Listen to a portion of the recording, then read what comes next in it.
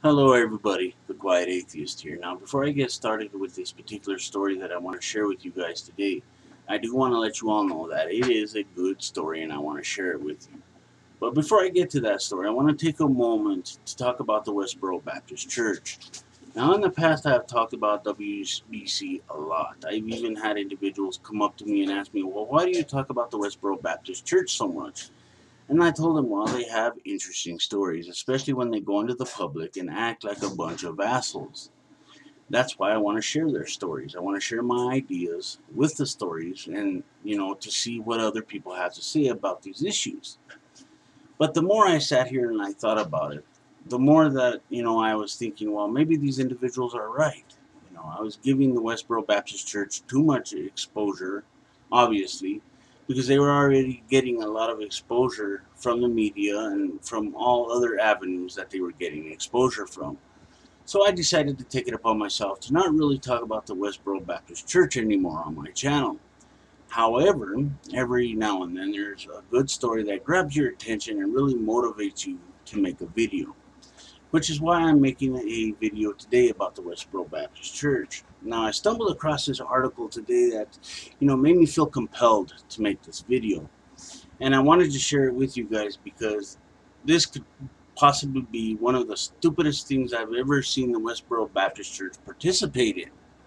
Now, they have done some pretty stupid shit in the past. The most recent one, they, I believe, protested Robin Williams' funeral. Now, there's this Australian comedian who goes by the name of Adam Hills, I believe, who basically offered the Westboro Baptist Church money, who basically offered them, a chance to go to Iraq. And this comedian actually said that he would pay their way back and forth, round trip ticket, I guess, to actually see what real Christian persecution is, to actually give the Westboro Baptist Church a chance to protest real Christian persecution.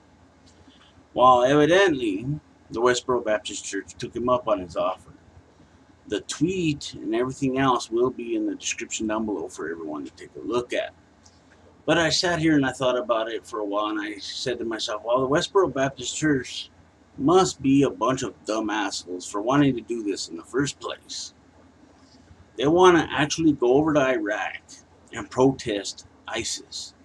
Now, for those of you who do not know who ISIS is, it's an Islamic militant group who goes around and does a lot of horrible things to Christians. I won't get into too much detail here in this video, but I, think it's pretty safe to say that you guys know what I'm talking about when it comes to ISIS doing some horrible shit to Christians.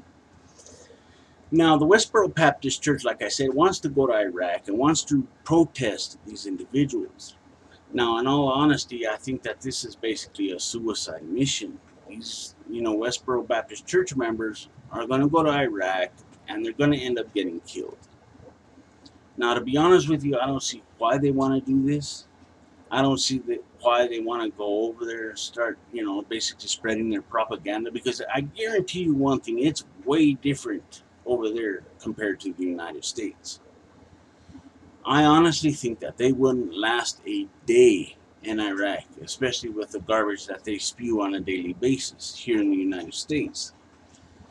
Especially, involving ISIS. Those individuals are very sick individuals.